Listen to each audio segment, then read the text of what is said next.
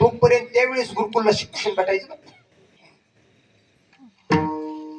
आता हे आधुनिक तंत्रज्ञान विकसित झालं सर्व, आणि याच्यामुळं काय झालं, ह्या तंत्रज्ञानामुळं मग हे शाळा झाल्या, जिल्हा परिषद संस्था झाल्या, पुन्हा नंतर आता मध्येच पण आता हे एक इंग्लिश स्कूल नावाचं पिल्लू, त्यानं तर काय भरारीच मारली. आणि त्या जिल्हा परिषद मध्ये बी लेकर ठेवी आणि संस्थेमध्ये बी ठेवी, उचल की उचल उचल की.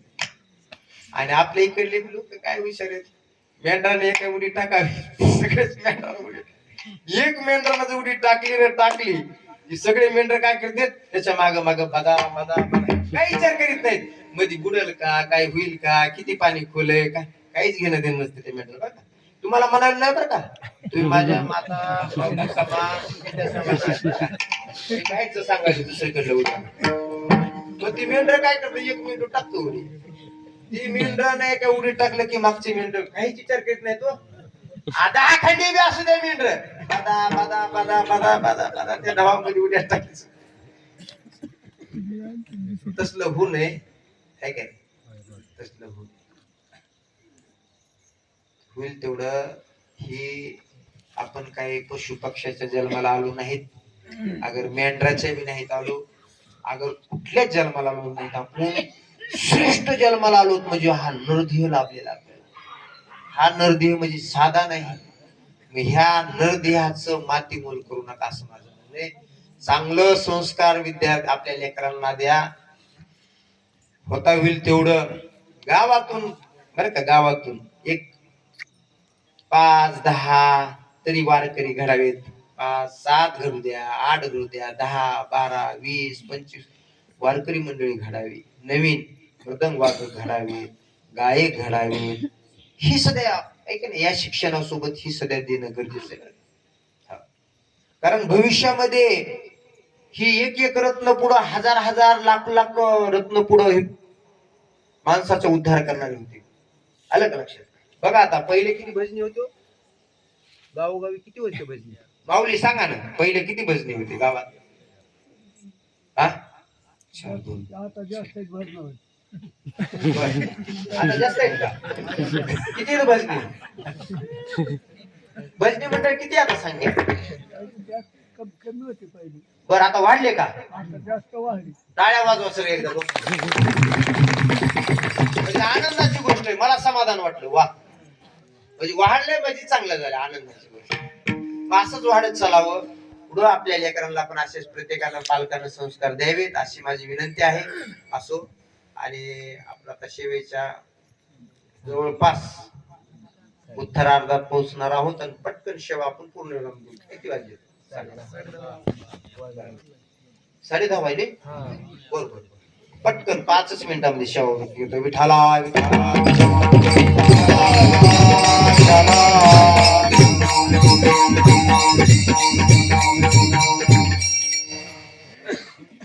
वाडावया सुख भक्ती भाव धर्म कुळाचार नाम विठोबाचे. आणि संत महात्मे फक्त म्हणजे फक्त येतात फक्त देवाचं चिंतन आहे का नाही. वाडावया सुख, तुमच्या आमच्यासाठी हे सुख शोधतात बरं का. सुख संसारातलं कसं सुख असतं? सुख पाहता जवा पाडे, दुःख पर्वता एवढे. एक थोडासा दृष्टांत देतो, चुटुकडा, एकच मिनिटाचा. एक असाच व्यक्ती, दुपारचा पहारा होता, शेतकरी माणूस, चैत्र महिन्याचे दिवस, आपल्या शेतामध्ये कोरडे विहीर, पिंपळाचं झाड मोठं वरी, फाटा असा गेलेला लांब त्या विहिरीच्या वरी. त्याला चढता येत होतं झाडावर.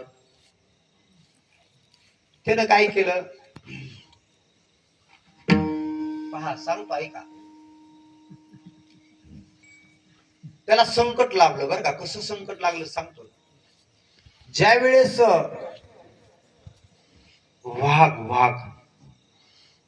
वाघाची ती डरकाळी ऐकली बरं का, मी जरा सांगण्यात हे झालं. वाघाची डरकाळी ऐकल्याबरोबर ती पळत सुटला जोरात. काय केलं त्यानं? पळत सुटला. आणि मग त्याला तीच पिंपळाचं झाड तिथंच जो पटकन सापडलं ते, पटकन ते पिंपळाच्या झाडावरती गेला. झाडावरती गेल्यानंतर कोरडी विहीर, वरी वाघोबा, खाली नागोबा, आणि मध्ये हा एक वरी फाटा, त्याच्यावरी फाटा होता, त्याच्यावर होत ते मोहोळ. ते हल्ल्याबरोबर कचाकच मासे ह्याला तोडायला बरं का. हल्ल्याबरोबर मासे काय गप बसत नाही, त्यांचं एकीचं बळ असते. माशाचं माहित नाही तुम्हाला एकीचं बळ कसं असते? तुम्ही खवळा मग, तुम्ही साध्या मावळाला खवळून तर बघा ना, बघा कसं सुजून बंब करतात. आणि आगे मावळाला तर खवळलं तर बाबा ते पिच्या सुडीत नाही. रामनाम सगळं सत्य केले काही जण, लय अवघड आहे. आग्या मावळाला खवळणं म्हणजे का नाही, हातानं मृत्यूला आमंत्रण देणे बरं का. हा, मग ते साधच मावळ होत तिथं. आणि ते हल्ला फटाके ते मासे येऊन कचा कचा कचा चावायला त्याला, ए पार धुतून गेलं त्याच. वरून वाघोबाय, खाली नागोबाय, हा मधीच असा एक थेंब पडते असा जीव. काय गोड आहे हो, आहा. रस, रस का मध, उसाचा रस असते बर का, आणि मावळाचा काय गोड आहे हो मध. बघा ना आता कसा गोड लागलाय, त्यानं कसं बोलून केलं असं. वरी काय वाघोबा, खाली नागोबा, ही कुठे आहे मधीच आहे, त्याच्यावर एक मवळ आहे. आणि मवळाचा थेंब त्या पोळीतून आहे का, त्या कांद्यातून एक एक एक एक थेंब याच्या जिभीवर पडते. आणि काय गोड आहे म्हणतोय, म्हणजे सुख किती हो एवढ्या ह्याच्यातून, त्याला सुख किती सांगा ना.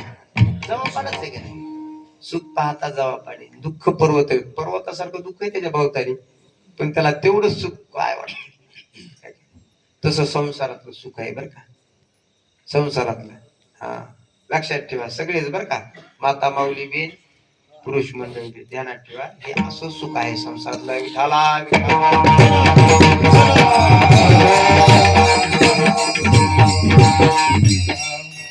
तुका म्हणे गुण चंदनाची अंगी, तैसे तुम्ही जगी संत जन.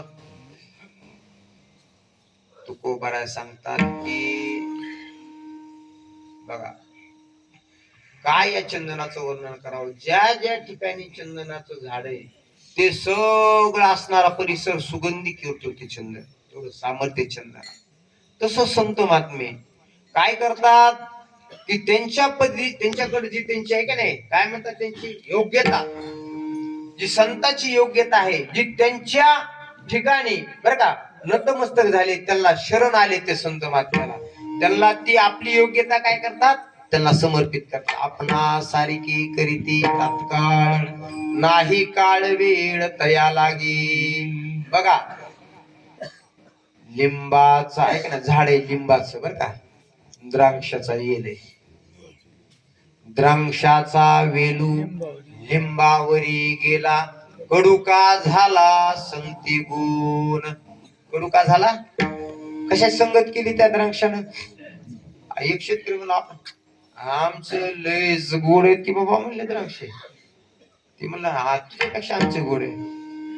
एक जण म्हणला चल बरं बघू म्हणला, हे लिंबाचं झाड बघू म्हणलं, हेच म्हणला, दुसरं नका आम्हाला हेच.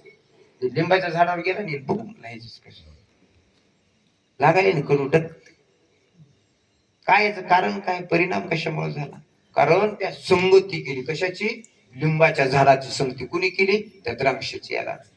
म्हणून गोड असणारे द्राक्ष सध्या कडू लागायला. आता जाऊ द्या ते सोडून, आता पुढचं उदाहरण घेऊ एकच मिनिटाचं. दुसरं